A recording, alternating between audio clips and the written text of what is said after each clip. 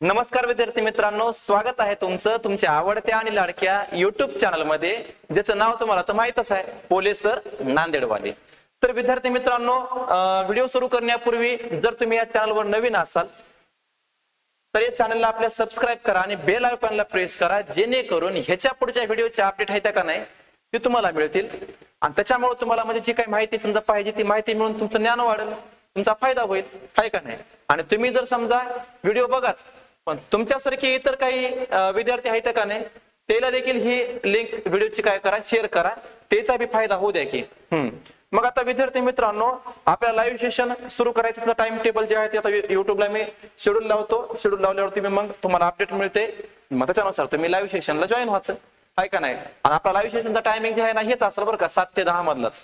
Okay, त्याच्यामुळे वेगळा असा टाइम तुम्हाला ठेवण्याची काही नाही आवश्यकता नाही. फक्त रविवार असेल तर त्या दिवशी मात्र आपण थोडंसं काय करूया, लवकर ठेवण्याचा प्रयत्न करूया, आहे का नाही. तर बघा, आपण वेळ न लावता आजचा भाग जो आहे आपल्या व्हिडिओ मधला, तर तो आहे बघा विनिमय विपत्र या नावाचं जे प्रकरण आहे त्याच्यामधलं उदाहरण नंबर 1 आपल्याला अभ्यासायचे. उदाहरण नंबर 1 अभ्यासत असताना सगळ्यात महत्वाचं नेमकं कोणतं उदाहरण आहे काय नाही आपण ते बघूया, आहे का नाही. तर ते उदाहरण आहे बघा, हे कोणतं आहे बघा, विपत्र. ते हे असं परीक्षेमध्ये हे तुम्हाला असलं काही विचारत नाही बरं का, असलं काही सांगत बी नाही, तर तुम्हाला फक्त हे असं उदाहरण देतात, त्याच्यावर तुम्हाला नोंदी सोडवायच्या असतात. आता काय काय सांगितले उदाहरणामध्ये बघूया. 1 जून 2019 रोजी प्रतापने सुजितला 82,000चा माल विकलाय. आता ह्याच्यामध्ये तुम्हाला असं उदाहरण दिल्यावर विनिमय विपत्राच्या उदाहरणामध्ये तुम्हाला अगोदर काय करायचे माहितीये का, आदेशक कोण आहे आणि आदेशिती कोण आहे ती ओळखायचे. बघा, असं उदाहरण दिलं का नाही, त्याच्यामध्ये तुम्हाला काय ओळखायचे, आदेशक कोण आहे ओळखायचे, आदेशिती कोण आहे ओळखायचे. आदेशक म्हणजे आहारता आणि आदेशिती म्हणजे काय, आहारी किंवा आदेशार्थी, त्याला असं बी म्हणतात. तर ते कोण आहे नेमकं ओळखायचंय. जन माल विकते ते कोण असते, आदेशक असते. जन खरेदी करते ते कोण असते, आदेशिती. ह्याच्याहून समजत नसेल तर पुढे बघा, जन विपत्र काढते किंवा लिहिते ते कोण असते, आदेशक. आणि जन स्वीकारते ते कोण असते, आदेशित. ओके, तर बघा ह्या गणितामध्ये माल विकला झालं, सुजितने प्रतापने काढलेले, म्हणजे प्रतापने काढलेले म्हणजे प्रताप कोण आहे, आदेशक. आपला आदेशक समजला, आदेशिकी समजला, बाकीचं नंतर वाचायचं. आता बघा काय सांगितले, प्रताप आणि सुजितच्या पुस्तकात काय करा म्हणले, खालील परिस्थितीत कीर्द नोंदी सांगा म्हणले. म्हणजे हे जे परिस्थिती आहे की नाही, अ ब क, ही जी परिस्थिती दिली आहे, शोधन झाल्यास काय नोंद करताव, अनादरण झाल्यास काय नोंद करताव, अनादरण व नोंदणी खर्च आल्यास काय नोंद करताव, हे त्यांना ही परिस्थिती सांगितलंय. मग आता आपल्याला काय करायचंय, अगोदर प्रतापच्या पुस्तकात नोंदी करायच्यात. मग प्रताप कोण आहे, च्या गणितामध्ये आदेशक आहे. आदेशक म्हणजे कोण आहे, आहारी आहे. मग आहारीच्या पुस्तकात नोंदी करायच्यात. मग या नोंदी करायच्या असतील तर काय करा हो का, रोजकीर्द तुम्हाला तर माहित आहे रोजकीर्द कशी करतात काय नाही, तर या प्रकारची एक रोजकीर्द करा. हो का, पहिला कॉलम दिनांकाचा घ्यायचा, नंतर तपशीलचा कॉलम थोडासा मोठा असू द्या. आता हे खातेपानचा कॉलम जे आहे खापा, हे खातेपान म्हणून असते, म्हणजे खात्याचा पान नंबर असते. पण हे या ठिकाणी आपल्याला कुणाही खात्याचा पान नंबर लिहायचे काय नाही, गरज नाही. ते छोटासा कॉलम करा, एक नावे रकमेचा कॉलम करायचा आहे, एक कोणता कॉलम करायचा आहे, नावे रकमेचा करायचा आहे, आणि दुसरा कॉलम कोणता करायचा आहे, जमा रकमेचा करायचा आहे. एका पानाची म्हणा, 1.5 पानाची म्हणा रोजकीर्द काय करायची, तयार करायची. आणि तुम्हाला सांगालो बरं, हे जे व्हिडिओ सांगालो का नाही मी, हे सांगत असताना तुम्ही काय करा, हे जे गणित मी सांगालो हे पुस्तक समोर ठेवा. पुस्तक समोर ठेवल्या का नाही तुम्हाला म्हणजे काय होते, प्रश्न समजते. मी तर प्रश्न दाखवलाच वर व्हिडिओ मी दाखवलाच, पण तुम्ही जर ते पुस्तक समोर ठेवला, ते प्रश्न समोर ठेवला, तर नेमकं मी काय सांगालो आणि तुम्हाला काय समजून घ्यायचंय ह्याचा ताळमेळ लागते, आहे का नाही. मग आता आपण गणित सुरू करूया. तर या प्रकारची रोजकीर्द करायची. रोजकीर्द केल्यावर आता आपण गणित वाचूया आणि त्याच्यानुसार एका काय करूया, नोंदी करूया. आणि ह्याच्या अगोदरच्या व्हिडिओमध्ये बघा विद्यार्थी मित्रांनो, आपण काय केलं होतं माहितीये का, नोंदी दिल्या होत्या बघा, नोंदी सांगितल्या होत्या. त्या नोंदी तुम्ही व्हिडिओ स्टॉप करून लिहून घेतला तर खूप चांगलं, तुमचं वाचन बी होतंय, तुम्हाला समजतंय बी. मग आता बघा गणित सुरू करूया. काय सांगितलंय की 1 जून 2019 रोजी प्रतापनं सुजितला 82,000चा माल काय केलाय, विकलाय. मग आपण नोंदी कोणाच्या पुस्तकात करायला, प्रतापच्या पुस्तकात नोंदी करायला. मग 82,000चा माल कुणाला विकलाय, 82,000चा माल प्रतापनं कुणाला विकलाय?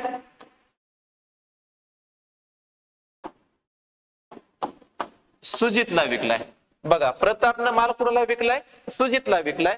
म्हणजे प्रताप कोण आहे? आदेशक आहे. मग उधारीवर आता विनिमय विपत्र म्हणलं, तुम्हाला तर माहित आहे उधारीच्या व्यवहारामध्ये वापरतात. मग उधारीवर मालाची जर विक्री केली असेल, मग आदेशक काय नोंद करते आणि आदेशित काय नोंद करते हे आपल्याला समजून घ्यायचंय आणि त्याच्यावर मग नोंद करायची. ते समजल्याशिवाय नोंद होईल जमना बरं का. आता हे समजून घ्यायसाठी म्हणचाल मास्तर हे काय ट्रिक आहे, तर ही ट्रिक अशी आहे की बघा हो का, ह्याच्या काय नोंदी आहेत ज्या की तुम्हाला काय करायच्यात, ध्यानात ठेवायच्यात, लक्षात ठेवायच्यात. मग ह्याच्यामध्ये नोंद बघा, विनिमय विपत्राच्या नोंदी. पहिली नोंद काय आहे? उधारीवर वस्तूची किंवा ह्याला मालाची पण म्हणता येते, वस्तूची म्हणा किंवा मालाची म्हणा, उधारीवर वस्तूची किंवा मालाची खरेदी विक्री केल्यास. आता उधारीवर मालाची विक्री केली असेल, आपण नोंदी कोणाच्या पुस्तकात करायला? प्रतापच्या पुस्तकात. त्या गणितामध्ये प्रताप कोण आहे? आदेशक आहे. मग आदेशक काय नोंद करते एवढंच बघायचं. आदेशितीचे खाते नावे बघा, इथं आदेशकाच्या पुस्तकात सांगितले आणि इथं आदेशितीच्या पुस्तकात सांगितले. आदेशक काय नोंद करते तर बघा, आदेशितीचे खाते नावे आणि विक्री खात्याला जमा. काहीच नाही, आदेशितीचे खाते नावे म्हणले ना, मग ह्या गणितामध्ये आदेशिती कोण आहे? या गणितामध्ये आदेशिती कोण आहे? सुजित आहे. आदेशक कोण आहे? प्रताप आहे. मग प्रतापच्या पुस्तकात नोंद काय होते? आदेशितीचे खाते नावे, आदेशितीचे खाते नावे आणि कोणत्या खात्याला जमा? विक्री खात्याला जमा, अशी नोंद होते.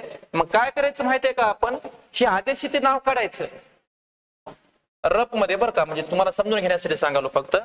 आदेशिती हे नाव काढायचं आणि आदेशिती ऐवजी कुणाचं नाव घ्यायचं माहित आहे का?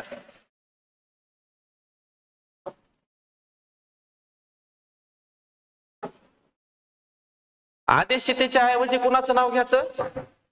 सुजितचं नाव घ्यायचं. कुणाचं नाव घ्यायचं? सुजितचं. मग इथं आपल्याला काय सांगता येईल? सुजितचे खाते नावे विक्री खात्याला जमा. बस एवढंच काम करायचंय.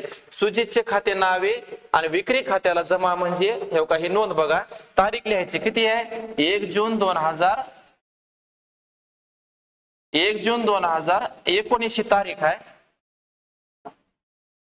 1 जून 2019 तारीख लिहायची. तारीख लिहिली. आदेशितीचे खाते नावे म्हणजे आदेशिती हे नाव काढा ह्या नोंदीमधलं. ओके, आदेशिती हो का बघा, सुजितचे खाते नावे आणि विक्री खात्याला जमा. इथं आपण काय केलं?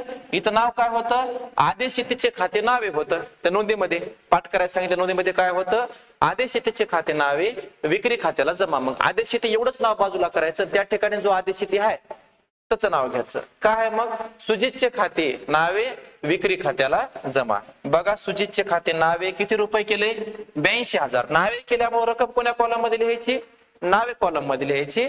नंतर विक्री खात्याला जमा. हा, इथे लिहित असताना काय करायचं? थोडासा पॅराग्राफ सोडून लिहायचं बरं का. हे पहिली जी आपण नावेच लिहिली आहे की नाही पद, इथं एंट्री काय करायची? म्हणजे जमाची थोडासा स्पेस देऊन. नोंदीला स्पेस पसंत आहे. हा, मग आता विक्री खात्याला जमा किती रुपये? 82,000. स्पष्टीकरण लिहायचं. स्पष्टीकरण कसं लिहायचं? तुम्ही म्हणचाल मास्तर सगळं बरोबर आहे, तुम्ही एंट्री बी सांगालो, नोंद बी सांगालो, मग स्पष्टीकरण लिहायचं कसं? लय अवघड आहे बाळा. नाही, मास्तर सांगते तसं. स्पष्टीकरण लिहायचं कसं? मास्तर सांगते तसं. मग कसं सांगाले मास्तर? बघा, सुजितला उधारीवर मालाची काय केल्याबद्दल? विक्री केल्याबद्दल. ही झाली पहिली नोंद. नंतर पुढे काय आहे बघा, सुजितने प्रतापने काढलेले 2 महिने मुदतीचे 82,000चे विपत्र स्वीकारले. आता विपत्र स्वीकारले, विपत्र काय केले? स्वीकारले. म्हणजे तारीख काय दिली का बरं? ह्या तारखेला स्वीकारलं असं काही नाही. ज्या दिवशी माल विकलाय त्या दिवशी विपत्रास काय मिळाली? स्वीकृती मिळाली. विपत्र स्वीकारणं म्हणजे विपत्रास काय मिळाली? स्वीकृती मिळाली. मग विपत्रास स्वीकृती मिळाल्यास आदेशक काय नोंद करते ती बघा. विपत्रास स्वीकृती मिळाल्यास, विपत्रास स्वीकृती मिळाल्यास बघा, आदेशकाच्या पुस्तकात नोंद होते आहे विपत्रास स्वीकृती मिळाली व दिली. मग विपत्रास स्वीकृती मिळाली किंवा दिल्यास आदेशकाच्या पुस्तकात नोंद काय होते बघा की प्राप्त विपत्र खाते नावे आणि कुणाच्या खात्याला जमा, आदेशेतीच्या खात्याला जमा. आपण प्रतापच्या पुस्तकात नोंदी करायला, प्रतापच्या पुस्तकात नोंदी केल्यामुळे फक्त आदेशकाच्याच नोंदीचा विचार करा, आदेशाच्या नोंदीचा विचार करायची गरज नाही बरं का सध्या. हा तर नोंद काय होते बघा, विपत्रास स्वीकृती मिळाली व दिली. ह्या नोंदी महत्वाच्या आहेत बरं का, लय महत्वाच्या आहेत माय. हा तर बघा, प्राप्त विपत्र खाते नावे आदेशेतीच्या खात्याला जमा अशी नोंद व्हायला. मग ही नोंद जशाच तशी लिहायची, फक्त एक काय बदल करायचा, शी आदेशेती नाव काढायचे आणि ह्याच्या ठिकाणी कोणतं नाव घ्यायचे, त्या गणितामध्ये जी आदेशेती आहे त्याचं नाव घ्यायचे, बाकी वेगळं काहीच करायची गरज नाही. कसं तर बघा, मग आता ह्या नोंदीमध्ये बघा, ह्या नोंदीमध्ये आपल्या या ठिकाणी काय करायचंय, आदेशित नाव, आदेशित कोण आहे, सुजित आहे. ओके, विपत्रास काय मिळाले, स्वीकृती मिळाली. मग विपत्रास स्वीकृती मिळाल्यास नोंद काय होते, प्राप्त विपत्र खाते नावे आदेशितीच्या खात्याला जमा. मग इथं वेगळं काहीच करायचं नाही. नोंद काय होते तर बघा, प्राप्त विपत्र खाते नावे किती रुपये, 82,000 आणि कुणाच्या खात्याला जमा, सुजितच्या खात्याला जमा किती रुपये, 82,000. नावे केल्यामुळं नावेमध्ये रक्कम लिहिली, जमा केल्यामुळं जमामध्ये रक्कम लिहिली. दिनांक मात्र तोच लिहिलाय, ज्या दिवशी ते विपत्र काढले का नाही तोच दिनांक घेतलाय, तीच तारीख काढले घेतले, 1 जून 2019. याचं स्पष्टीकरण लिहायचं, 2 महिने मुदतीच्या विपत्रास स्वीकृती मिळाल्याबद्दल. कारण आदेशक काय करते, स्वीकृती मिळाल्याबद्दल नोंद करते. त्याच्यानंतर पुढचा व्यवहार काय आहे बघा, इथपर्यंत विपत्रास स्वीकृती मिळाली, इथपर्यंत झालं. मग खालील परिस्थितीमध्ये काय नोंद कर चालू म्हणा, आम्ही सांगतो की तुम्हाला काय नोंदी करायच्या काय नाही की नाही. हा तुम्ही परिस्थिती दिले, पण नोंद करायची कशी मास्तर सांगते तशी. ओके, तर कसं सांगते बघा मास्तर, आता या ठिकाणी अ नंबरची नोंद बघा, सॉरी अ नंबरची परिस्थिती बघा काय होईल. देय तिथीला विपत्र काय झालं, शोधन झालं. देय तिथीला विपत्राचं शोधन झालं म्हणजे, देय तिथीला विपत्राचं शोधन झालं म्हणजे सगळ्यात महत्वाचं त्या तारखेला तिचे काय झाले, पैसे मिळाले. मग आता देय दिनांकाला पैसे मिळाले म्हणजे शोधन झालं म्हणजे पैसे मिळाले किंवा दिले. ओके, मग देय दिनांकाला जर का विपत्राचं शोधन झालं असेल तर ह्याची नोंद काय होते ते बघावं लागते माय, ते बघितल्यावर तुम्हाला समजते. हा काय नोंद होते तर या ठिकाणी बघा, देय दिनांकाला विपत्राचे, सॉरी हा इथं आहे, देय दिनांकाला विपत्राचे काय झाल्यास, शोधन झाल्यास, शोधन झाल्यास आदेशक नोंद काय करायलाय, आदेशक नोंद काय करायलाय बघा, रोख किंवा बँक खाते नावे, ही आदेशकाचा कॉलम आणि ही आदेशितीचा कॉलम आहे.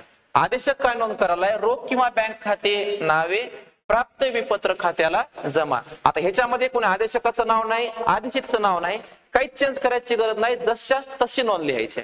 काय लिहायचं, रोख किंवा बँक खाते नावे आणि प्राप्त विपत्र खात्याला जमा. मग सरळ सरळ डोळे झाकून या ठिकाणी काय करायचंय, नोंद लिहायची. नोंद काय लिहायची तर बघा, नोंद काय लिहायची तर बघा तारीख, हा सॉरी या ठिकाणी सगळ्यात महत्वाची बरं, देय दिनांकाची आपल्याला तारीख काढायची आहे. मग देय दिनांक काढायचा आहे तर देय दिनांक काढण्याचा नोंद घेऊ आपण, मग तारीख काढू. ओके, नोंद काय होते तर नोंद बघा, रोख किंवा बँक खाते नावे, इकडे बघा, रोख किंवा बँक खाते नावे किती रुपये, 82,000 आणि प्राप्त विपत्र खात्याला जमा किती रुपये, 82,000. स्पष्टीकरण काय लिहायचंय, देय दिनांकाला विपत्राचे शोधन झाल्याबद्दल. ही झाली नोंद. पण ही तारीख जी आहे 4 ऑगस्ट 2019. आता ही तारीख कशी आली ह्याच्यासाठी थोडस तुम्हाला लक्ष द्यावं लागेल. लक्ष काय द्यावं लागेल तर बघा, विपत्राची मुदत किती महिने आहे, विपत्राची मुदत आहे 2 महिने. देय दिनांकाला म्हणले ना, मग देय दिनांक आपल्याला माहित पाहिजे. मग देय दिनांकाला म्हणले, मग देय दिनांक काढायचा आहे तर कसं काढायचं, विपत्राची मुदत किती महिने आहे, 2 महिने आहे. विपत्राला स्वीकृती कधी मिळाली आहे, इथं काही वेगळी तारीख दिली नाही, ह्या तारखेला स्वीकारले म्हणून. स्वीकृती कधी मिळाली आहे, 1 जून 2019. 1 जून 2019 ही तारीख दिली, कोणती, स्वीकृतीची. मग ध्यानात ठेवा, ज्या दिवशी माल ऐकलाय त्या दिनांकापासून देय दिनांक काढायचा नाही. तर ज्या दिवशी विपत्रास काय मिळाले, स्वीकृती मिळाली, त्या दिवशी काय करायचा, देय दिनांक काढायचा. मग देय दिनांक काढत असताना बघा, विपत्राची मुदत महत्वाची असते. मुदत कशामध्ये दिली आहे, महिन्यामध्ये दिली आहे. महिने मोजणं अवघड नाही, 1 जून पासून सुरू करायचं, 1 जून ते 1 जुलै बघा किती महिने पूर्ण व्हाले, 1 महिना पूर्ण होते. नंतर 1 जुलै ते 1 ऑगस्ट किती महिने पूर्ण होतात, 2 महिने. आणि विपत्राची मुदत बी किती महिने आहे, 2 महिने आहे. म्हणजे 1 ऑगस्टला ही तारीख महत्वाची बरं, 1 ऑगस्टला त्या विपत्राचा किती महिन्याचा कालावधी पूर्ण व्हालाय, 2 महिन्याचा कालावधी पूर्ण व्हालाय. मग या विनिमय विपत्रामध्ये का नाही बघा, अनुग्रह दिवस असतात. अनुग्रह दिवस म्हणजे सवलत म्हणून 2-3 दिवस इकडे की तिकडे आपण म्हणणार काय, तसं सवलत म्हणून किती दिवस असतात, 3 दिवस असतात. बघा ध्यानात ठेवा, सवलत म्हणून किती दिवस असतात, 3 दिवस असतात. मग आता ह्या ठिकाणी बघा 1 ऑगस्टला 2 महिने पूर्ण व्हालेत, 1 ऑगस्ट मध्ये हे 3 दिवस मिसळायचे, किती होतात, 2 ऑगस्ट, 3 ऑगस्ट आणि 4 ऑगस्ट. म्हणजे विपत्राचा देय दिनांक किती आला, 4 ऑगस्ट 2019. ही काय विपत्राचा देय दिनांक, म्हणजे ह्या तारखेला विपत्राचे पैसे मिळाले. ओके. मग आता या ठिकाणी काय करायचंय, नोंद करायची आहे. देय दिनांकाला विपत्राची रक्कम मिळाल्यास आपण नोंद केली आहे. काय केले, नोंद आपण केली आहे बघा. रोख किंवा बँक खाते नावे 82,000 आणि प्राप्त विपत्र खात्याला जमा किती रुपये, 82,000. स्पष्टीकरण लिहिले आपण देय दिनांकाला विपत्राचे शोधन केल्याबद्दल. आणि आपण जी तारीख काढली आहे ती या ठिकाणी लिहिली आहे बघा आपण. तारीख किती, 4 ऑगस्ट 2019. ही झाली अ नंबरची परिस्थिती. आता त्यानं ब नंबरची परिस्थिती काय सांगितली आहे बघा. ब नंबरची परिस्थिती, देय दिनांकाला विपत्राचं काय झालं, अनादरण झालं. अनादरण होणे म्हणजे काय होणे माहितीये का, शोधन होणे म्हणजे जी तारीख आहे त्या तारखेला पैसे मिळणे. आणि अनादरण म्हणजे काय, जी तारीख आहे पैसे द्यायचे त्या तारखेला पैसे न मिळणे, त्या तारखेला पैसे समजा आधी त्यानं दिलाच नाही तर त्याला विपत्राचं काय झालं म्हणतात, अनादरण झालं म्हणतात. काय झालं म्हणतात, अनादरण झालं. म्हणजे देय दिनांकाला विपत्राचे पैसे न मिळणं, ह्याला काय म्हणायचं, विपत्राचं अनादरण. मग विपत्राचं अनादरण झाल्यास काय नोंद आहे, तर बघा विपत्राचं अनादरण झाल्यास नोंद आहे इथंच आहे. देय दिनांकाला विपत्राचं काय झालं, अनादरण झालं. अनादरण झाल्यास आदेशित काय करते, आदेशितीची खाते नावे आणि प्राप्त विपत्र खात्याला जमा. मग इथं काय करायची नोंद, आपल्याला फक्त एकच शब्द चेंज करायचा आहे. काय, हे आदेशिती नाव काढायचं. शा गणितामध्ये आदेशिती कोण आहे, सुजित आहे. मग इथं असं सुजित. मग ही नोंद कशी वाचायची, सुजितचे खाते नावे प्राप्त विपत्र खात्याला जमा. आदेशिती नाव काढून त्या ठिकाणी आदेशितीचं नाव घ्यायचं, जे नाव आहे ते नाव. म्हणजे आदेशिती हे शब्द काढला आणि नाव घेतलं काय, सुजितचे खाते नावे. सुजितचे खाते नावे काय घेतलं, कारण सुजित कोण आहे, आदेशिती आहे. हा, सुजितचे खाते नावे प्राप्त विपत्र खात्याला जमा. मग आता बघा इथं नोंद काय लिहायची आपण, कुठं, सॉरी इथं काय लिहायची, सुजितचे खाते नावे प्राप्त विपत्र खात्याला जमा. देय दिनांक काढायची गरज आहे नाही, आपण काढलाय की देय दिनांक किती आलाय, 4 ऑगस्ट. लिहून टाका मग 4 ऑगस्ट 2019. ब नंबरची परिस्थिती म्हणजे ब लिहिलं, अ नंबरची होती म्हणजे अ लिहिलं. ओके. काय लिहायचं, सुजितचे खाते नावे किती रुपये, 82,000 आणि प्राप्त विपत्र खात्याला जमा किती रुपये, 82,000. स्पष्टीकरण लिहायचं, देय दिनांकाला विपत्राचं अनादरण झाल्याबद्दल. देय दिनांक आपण कसा काढला समजलंय, समजलं नसेल तर व्हिडिओ बॅग घेऊन मी बघू शकता किंवा ह्याच्या पुढच्या व्हिडिओमध्ये तुम्हाला ते समजूनच जाईल, काही अडचण नाही. वाटलं तर आपण स्पेशल देय दिनांक कसा काढायचा ह्याच्यावर एक व्हिडिओ घेऊन आहे का नाही, हे तुम्हाला ऑब्जेक्टला विचारू शकतो बरं का. ते महत्वाचं आहे. ओके. इथपर्यंत झालं देय दिनांकाला विपत्राचं काय झाल्याबद्दल, अनादरण झाल्याबद्दल. त्याच्यानंतर क नंबरची परिस्थिती काय विचारल्या बघा. क नंबरची परिस्थिती म्हणले की देय तिथीला विपत्राचं अनादरण बी झालंय आणि नोंदणी खर्च किती दिलाय, 250 दिलाय. त्याच्या पुढे विपत्राचं अनादरण झालंय. आता विपत्राचं अनादरण झाल्यास काय करते आदेशक, त्या विपत्राची नोंद नोंदणी अधिकाऱ्याकडे करते. आणि नोंदणी अधिकारी का फुकट नोंद करते का, करणार. पैसे घेते माहिती बी उगा होय का, नव. नोंदणी अधिकारी म्हणजे का उगा होय काय, नव.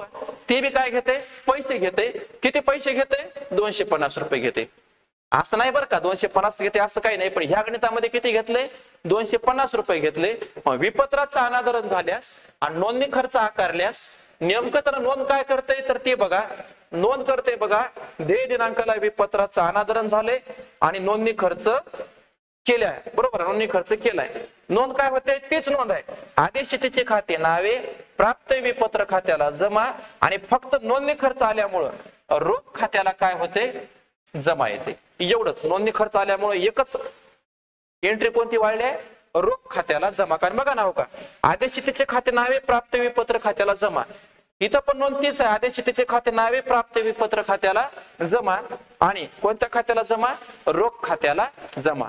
ओके. पण इथं एक महत्वाचं काय ध्यानात, नोंदणी खर्च किती आहे, 250 आहे. मग आदेश शेतीचे खाते नावे म्हणजे आदेश शेती हे नाव काढायचे. इथं बघा,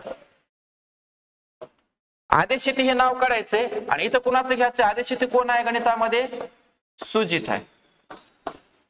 कोण आहे, सुजित आहे. मग सुजितचे खाते नावे आणि प्राप्त विपत्र खात्याला जमा, रोख खात्याला जमा. पण रक्कम घेताना कशी घ्यायची, सुजितचे खाते नावे विपत्राची रक्कम घ्यायची 82,000 आणि नोंदणी खर्च मध्येच मिसळायचा म्हणजे 82,250 घ्यायचे. प्राप्त विपत्र खात्याला जमा जेवढी रक्कम आहे तेवढी 82,000 आणि रोख खात्याला जमा जेवढा नोंदणी खर्च आहे तेवढी घ्यायची. तर कशी, तर बघा इथं या ठिकाणी आहे बघा, विपत्राचं अनादरण बी झाले आणि नोंदणी खर्च बी आकारलाय. क नंबरची नोंद आहे बघा. कोणत्या नंबरची आहे, क नंबरची. किती आहे तारीख, 4 ऑगस्ट 2019. इथं बघा क नंबर आहे का नाही. नोंद काय केली, आदेश शेतीचे खाते नावे होतं, आदेश शेती नाव काढलं आणि कुणाचं घेतलं, सुजितचं घेतलं. बरोबर आहे. गणित वाचाले आपण, त्या नोंदी बघाल्या. मग तुम्ही म्हणसाल मास्तर तुम्ही गणित बी सांगाल्या, नोंदी सांगाल्या, पण एंट्री करायची कशी, मास्तर सांगते तशी आहे का नाही. मग बघा कशी, अशी. सुजितचे खाते नावे किती रुपये घेतले, 82,250 घेतले. 250 कुठून आले, ते नोंदणी खर्च. क नंबर मध्ये सांगितले बघा, नोंदणी खर्च 250 दिला म्हणून ते नोंदणी खर्च म्हणजे सुजितचे खाते नावे 82,250, प्राप्त विपत्र खात्याला जमा जी रक्कम होती की नाही विपत्राची ती 82,000 घेतली आणि रोख खात्याला जमा जेवढा नोंदणी खर्च होता ती घेतला. माहिती स्पष्टीकरण लिहायचं, देय दिनांकाला विपत्राचा अनादरण व नोंदणी खर्च 250 रुपये दिल्याबद्दल. अशा प्रकारे आपण आदेशकाच्या पुस्तकात कशा प्रकारे नोंदी करायच्या ह्या थोडक्यामध्ये आपण काय केले आहेत, अभ्यासलेल्या आहेत. आता लगेच आपल्याला काय करायचंय, नेमकं आदेशकाच्या पुस्तकात नोंदी केल्या का नाही, आता आदेश शेती काय नोंदी करते ते आपल्या नोंदी बघायच्या. मग त्या नोंदी बघत असताना लगेच तुम्ही काय करा, त्या नोंदी आपल्याला बघायच्यात का नाही. मग लगेच तुम्ही पुढचा कॉलम करायचा आहे. कोणाच्या पुस्तकात, सुजितच्या पुस्तकात आहे का नाही. हा हो माय, बरोबर आहे. सुजितच्या पुस्तकात नोंदी. आता सुजित कोण आहे गणितामध्ये मला सांगा, सुजित गणितामध्ये कोण आहे, आदेश शेती आहे. कोण आहे, आदेश शेती. ह्याच्या अगोदर आता जे आपण गणित बघितले ना, म्हणजे गणित बघितलं, प्रतापच्या पुस्तकात नोंदी केल्या. प्रताप कोण होता, आदेशक. आदेशक काय नोंदी करते ते आपण बघलो. आता त्याच नोंदीचा परिणाम आदेश शेती काय करते ते आपल्याला बघायचे. नेमकं आदेश शेती कशा नोंदी करते, तर काय करा, दिनांक, तपशील, खातेपान, नावे, रक्कम, जमा रक्कम असा कॉलम करा. लगेच करा कॉलम, म्हणजे तुम्हाला समजते. व्हिडिओ स्टॉप करा आणि कॉलम करा. ओके, तुम्हाला समजून जाते. मग आता काय करायचं, आपल्याला नोंदी करायच्यात. कोणाच्या पुस्तकात करायच्यात, आदेश शेतीच्या पुस्तकात करायच्यात. मग यासाठी एक काम करायचंय, काहीच नाही, डबल गणित बघा. आदेशकाच्या नोंदीवरून बी गणित करता येते बरं का. आदेशकाच्या नोंदीवरून बी गणित करता येते, पण परीक्षेमध्ये कसं होते माहितीये का, दोघांच्या पुस्तकात सांगत नाहीत, दोघांपैकी कोणाच्या एकाच्या पुस्तकात सांगतात. मग तुम्हाला इमर्जन्सी जमा माहित हो म्हणून आपण डायरेक्ट काय करता, गणितावरून डायरेक्ट नोंदी सांगूता. चालते. ओके. आदेशकाच्या नोंदीवरून बी आपण डायरेक्ट शॉर्टकट करू शकता. आदेशकानं माल विकला तर ते खरेदी केला, स्वीकृती मिळाली तर स्वीकृती दिली, शोधन झालं तर शोधन केलं, अनादरण झालं तर अनादरण केलं, असं आहे. ह्याच्यापेक्षा वेगळं काही बी नाही. तर बघा आता उदाहरण वाचून दाखवतो वेळ न लावता. आता आपण नोंदी कोणाच्या पुस्तकात कराल्या, आदेश शेतीच्या पुस्तकात नोंदी कराल्या. कशा करायच्या तर बघा, 1 जून 2019 रोजी, 1 जून कुठे गेलंय, 1 जून 2019 रोजी प्रतापने सुजितला 82,000चा माल विकला. आता प्रताप माल विकणारा म्हणजे प्रताप कोण आहे, आदेशक आहे. आणि सुजित माल खरेदी करणारा म्हणजे सुजित कोण आहे, आदेश शेती आहे. मग आता आपण आदेश शेतीच्या पुस्तकात नोंदी करायच्या असतील तर आदेश शेती नोंद काय करते बघा, 82,000चा माल प्रतापने विकलाय. कोणाला विकलाय, सुजितला विकलाय. मग या ठिकाणी बघा, मालाची विक्री जर केली असेल, मालाची विक्री जर केली असेल, आदेशक नोंद काय करते, आदेशितीचे खाते नावे विक्री खात्याला जमा. मग हीच नोंद आदेशिती काय करणार, खरेदी खाते नावे आदेशकाच्या खात्याला जमा. कोणते खाते नावे, खरेदी खाते नावे आदेशकाच्या खात्याला जमा. बाळांनो एकच काम करायचे, काय करायचं माहितीये का, हे आदेशक नाव काढायचं. आणि ह्या गणितामध्ये मला सांगा आदेशक कोण आहे. हा बरोबर आहे बघा, ते सांगायला बघा, तेव्हा पिंकी सांगायला आहे का नाही. आदेशक कोण आहे, प्रताप आहे. कोण आहे, प्रताप. मग ह्याच्यापेक्षा वेगळं काहीच अवघड नाही. आदेशितीच्या पुस्तकात नोंदी करायला, उधारीवर मालाची खरेदी केली ना त्यानं, प्रतापनं माल विकला म्हणजे खरेदी कोण केला, सुजितनं केला. मग खरेदी करणारा कोण आहे, सुजित आहे. मग नोंद काय करणार, खरेदी खाते नावे आदेशकाच्या खात्याला जमा, म्हणजेच आदेशक नाव काढा आणि त्या ठिकाणी प्रतापचं नाव जोडा, प्रतापच्या खात्याला जमा. नोंद कशी करायची, तर अशी बघा आता.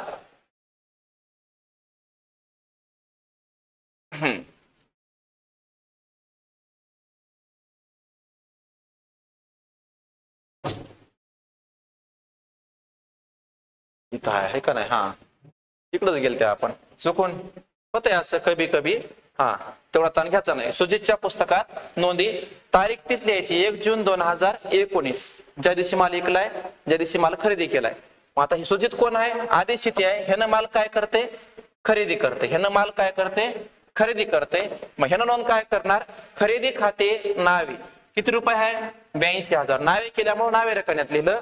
आणि प्रतापच्या खात्याला जमा किती रुपये, 82,000 रुपये. स्पष्टीकरण काय लिहायचं, उधारीवर मालाची काय केल्याबद्दल, खरेदी केल्याबद्दल. उधारीवर मालाची काय केल्याबद्दल, खरेदी केल्याबद्दल. तारीख किती लिहिली, 1 जून. कारण ह्याच दिवशी माल काय केला होता, खरेदी केला होता. बघा इथं 82,000चा माल विकला म्हणजे सुजितनं खरेदी केला होता. ओके, इथं म्हणले ना सुजितला विकला, प्रतापने सुजितला माल विकला म्हणजे खरेदी करणारा कोण आहे, सुजित आहे. सुजित कोण आहे, आदेशिती. आणि नोंदी आपण कोणाच्या कराल्या, आदेशितीच्या कराल्या.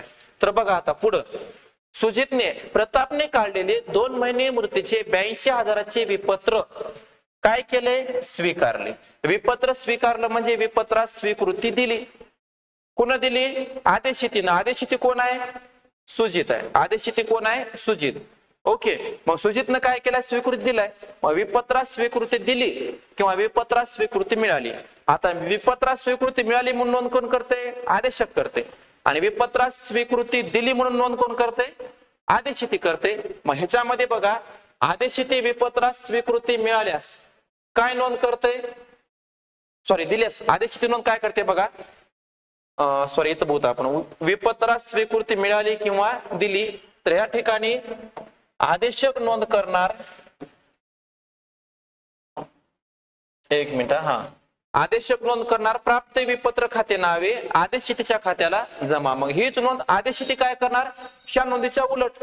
क्षण आदेशितीच्या म्हणले तर काय करणार, आदेशकाच्या म्हणणार. कोण, आदेशित. बघा काय म्हणले, आदेशकाचे खाते नावे देय विपत्र खात्याला जमा. मग या ठिकाणी आदेशक हे नाव काढायचं.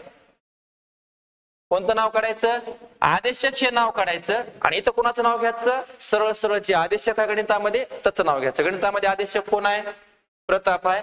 मग लिहायचं सरळ सरळ, प्रतापचे खाते नावे देय विपत्र खात्याला जमा, फिनिश झालं. एवढं सोपं आहे. फक्त हे काय करायचे, जशाच तशी नोंद घ्यायची. तारीख 30 लिहा, 1 जून 2019. काय लिहायचं, प्रतापचे खाते नावे 82,000 आणि देय विपत्र खात्याला जमा किती रुपये, 82,000.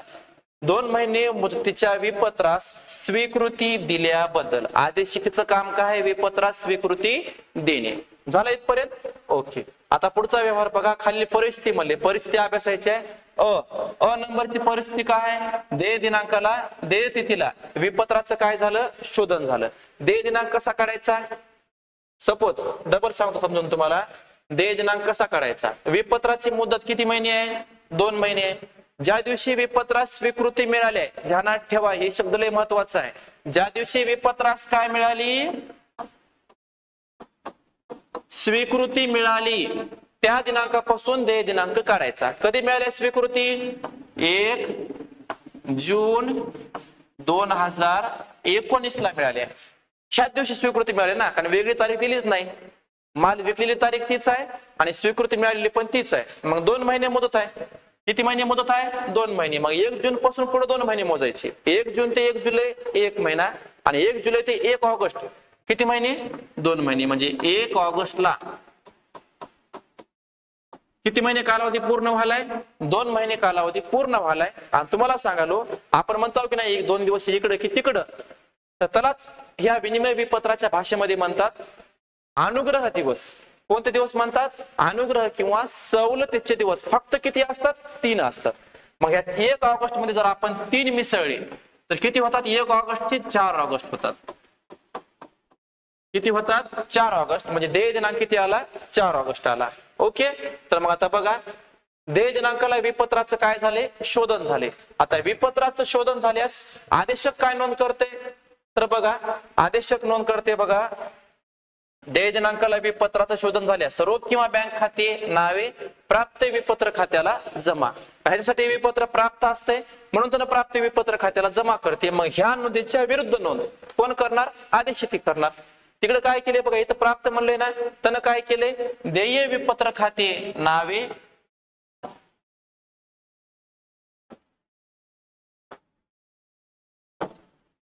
देय विपत्र खाते नावे रोख किंवा बँक खात्याला जमा. जशाच तशी नोंद लिहून टाकायची. वेगळं येगळं काही बी घेण्याची गरज नाही. तर बघा, देय दिनांक किती दिलेला? 4 ऑगस्ट 2019 शिवलेला आहे. अ नंबरचा व्यवहार आहे. अ नंबरच्या व्यवहारानुसार डायरेक्ट नोंद लिहायची. देय विपत्र खाते नावे किती? 82,000. रोख किंवा बँक खात्याला जमा किती? 82,000. ह्याचं स्पष्टीकरण लिहायचं. देय विपत्राचे देय दिनांकाला बरं का इथे, हा, देय दिनांकाला विपत्राचं काय केल्याबद्दल? शोधन केल्याबद्दल. देय दिनांकाला विपत्राचं काय केल्याबद्दल? शोधन केल्याबद्दल. हे झाला अ नंबरचा व्यवहार. नंतर ब नंबरचं काय? देय दिनांकाला विपत्राचं काय झाले? अनादरण झाले. अनादरण होणे म्हणजे काय होणे? जे देय दिनांक आहे त्या तारखेला पैसे न मिळणे, त्याला विपत्राचं काय झालं म्हणतात? अनादरण झालं म्हणतात. मग विपत्राचं अनादरण झाल्यास काय नोंद होते? तर बघा, विपत्राचं अनादरण झाल्यास नोंद होते देय दिनांकाला विपत्राचं अनादरण झाल्यास आदेशक काय करते? आदेशितीचे खाते नावे प्राप्त विपत्र खात्याला जमा. याच नोंदीच्या विरुद्ध नोंद कोण करणार? आदेशिती. काय करते? देय विपत्र खाते नावे आदेशकाच्या खात्याला जमा. आदेशक हे नाव काढायचं आणि या ठिकाणी कुणाचं नाव घ्यायचं? माझं नाव घ्या. हा, माझं नका घेऊ माय. कुणाचं घ्यायचं? आदेशिती कोण आहे गणितात? प्रताप आहे. कोण आहे? प्रताप. मग त्या प्रतापचं नाव लिहायचं. म्हणजे देय विपत्र खाते नावे प्रतापच्या खात्याला जमा. आणि हे नोंदी कुणाची आहेत? आदेशितीचे आहेत. जशाच तशी नोंद लिहून टाकायची. तर बघा कशी आहे.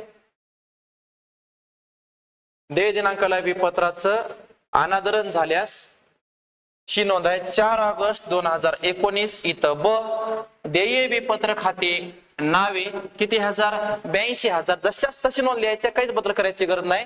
फक्त ते आदेशकाच्या ऐवजी आदेशक नाव काढायचे आणि तिथं काय घ्यायचे? प्रताप. मग प्रतापच्या खात्याला जमा किती रुपये? 82,000 रुपये. देय दिनांकाला विपत्राचे अनादरण केल्याबद्दल असं खाली कंसामध्ये छानपैकी मस्तपैकी काय लिहायचं? स्पष्टीकरण लिहायचं. आता शेवटचा व्यवहार आहे. शेवटचा व्यवहार म्हणजे शेवटची परिस्थिती काय आहे बघा. देय तिथीला विपत्राचे अनादरण झाले व प्रतापने नोंदणी खर्च किती दिला? 250. आता इथे एक प्रश्न तुम्हाला कोणता पडू शकते? नोंदणी खर्च देण्याची जबाबदारी कुणाची असते? इथं प्रतापने दिलाय पण जबाबदारी खरी आहे आदेशितीची. नोंदणी खर्च तात्पुरता कोण देते? आदेशक देते. पण ते वसूल कोणाकडून करते? आदेशिती कोण करते? इथं तुम्हाला एक गैरसमज, गोड गैरसमज होऊ शकते. नोंदणी खर्च देण्याची जबाबदारी आदेशकाची नाही. इथं प्रतापने जर नोंदणी खर्च दिला असला, ऍक्च्युली ऑब्जेक्टिव्ह मी तुम्हाला विचारल्यावर नोंदणी खर्च देण्याची जबाबदारी जर कोणाची म्हणलं तर डोळे झाकून काय सांगायचं? आदेशितीची म्हणायचं. कोणाची म्हणायचं? आदेशितीची. मग देय दिनांकाला विपत्राचं अनादरण झाल्यास आणि नोंदणी खर्च आकारल्यास आदेशक काय नोंद करते ते बघा आधी, आणि नंतर त्याच्यावर आदेशिती काय करते ते बघा. काय अवघड आहे बघा. देय दिनांकाला विपत्राचे अनादरण केल्याबद्दल व नोंदणी खर्च केल्याबद्दल किंवा नोंदणी देय दिनांकाला अनादरण झाल्याबद्दल व नोंदणी खर्च दिल्याबद्दल आदेशक काय करते, आदेशितीचे खाते नावे आणि प्राप्त विपत्र खात्याला जमा.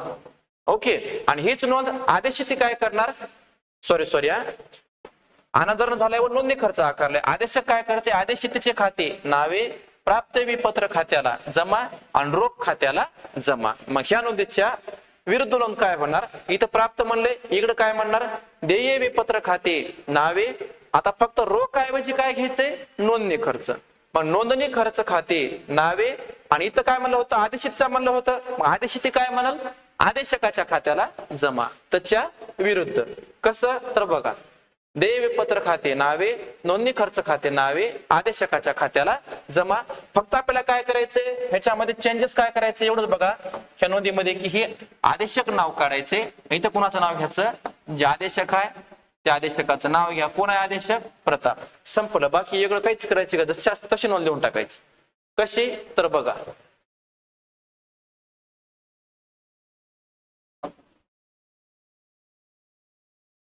ही नोंद आहे बघा.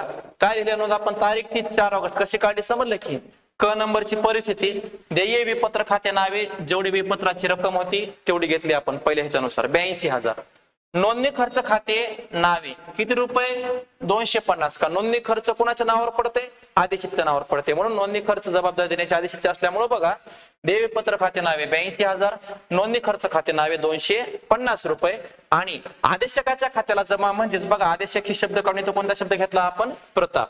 मग प्रतापच्या खात्याला जमा किती हजार, 82,250. ह्याचं स्पष्टीकरण लिहायचं, देय दिनांकाला विपत्राचे अनादरण व नोंदणी खर्च केल्याबद्दल लिहिण्याऐवजी नोंदणी खर्च काय केल्याबद्दल, दिल्याबद्दल. काय केल्याबद्दल, दिल्याबद्दल. समजलं इतकं. अशा प्रकारे आपण आदेशकाच्या पुस्तकात कशा नोंदी करायच्या, आदेशितीच्या पुस्तकात कशा नोंदी करायच्या, हे तात्पुरतं तुम्हाला समजून सांगण्याचा मी प्रयत्न केलाय. जर तुम्हाला की नाही हे व्हिडिओ फास्ट वाटत असेल, काही समजत नसेल, कमेंट बॉक्स त्याच्यासाठीच आहे. काय, आपल्या अडचणी विचारण्यासाठीच आहे, तुमच्या प्रतिक्रिया मांडण्यासाठीच आहे. मग तुम्हाला समजायच्या काही अडचणी असेल तुम्ही कमेंट बॉक्स मध्ये अडचणी विचारू शकता किंवा मला व्हॉट्सअप करून मी विचारू शकता. आणि दुसरं महत्वाचं, विद्यार्थी मित्रांनो, खरंच माझ्या व्हिडिओमुळे तुमचा जर फायदा होत असेल तर तुमच्या प्रतिक्रिया कळवा, मग जेणेकरून आमचा उत्साह वाढला, आहे का नाही. आणि पुन्हा पुन्हा सांगालो, तुम्ही जर चॅनलवर नवीन असाल का नाही, बऱ्याच जणांना ते सबस्क्राईब करायचं माहित नाही, तर चॅनलला सबस्क्राईब करा, वाटल्यास आजूबाजूला विचारा, सबस्क्राईब करा आणि बेल आयकॉनला प्रेस करा. बेल आयकॉनला प्रेस ह्याच्यासाठी करायचे विद्यार्थी मित्रांनो, की ह्याच्या पुढच्या व्हिडिओचे अपडेट आहेत का नाही ते तुम्हाला मिळतात. म्हणून तुम्ही काय करायचे, बेल आयकॉनला प्रेस करायचे. ओके. मग सगळ्यात महत्वाचं, लाईव्ह सेशन साठी उद्यापासून आपण घ्यायला काही अडचण आहे का, नाही, उद्यापासून आपण लाईव्ह सेशन घेऊया. आज त्याचं मी शेड्यूल लावतो. तुम्ही फक्त एवढं काम करायचे की त्या टाइमला जॉईन व्हायचे. काही अडचण असेल तर बोला, तुम्हाला ही लिंक मिळून जाईल, काही अडचण नाही. ओके. या ठिकाणी आपण थांबवता मग. धन्यवाद.